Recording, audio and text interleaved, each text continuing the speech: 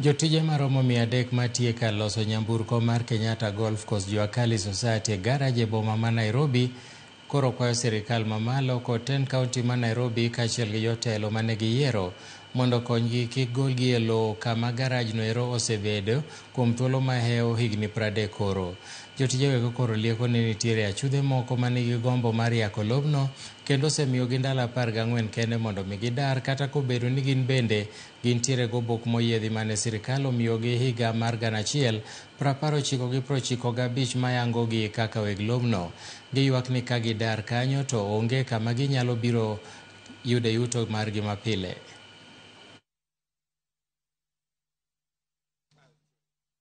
Garaje ni ochakore higa mar 79 kano ochake gi ng'ato ni Peter Ogunga Rogo and Asuke.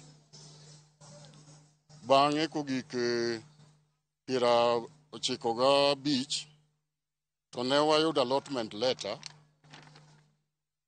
kano miwa gi sirkal kane wane organization miluongo ni Kenya National Federation of Juakali Association manotel gi the late James Bwatuti kaka chairman. Kogik 2012 to member marwa mabe noseaka machon manoseuso share mare nochako duogo 2013 no kotimo kora mare ni en member maka modhio manyo title moyudo kato uso ne mama miluongo ni Asha.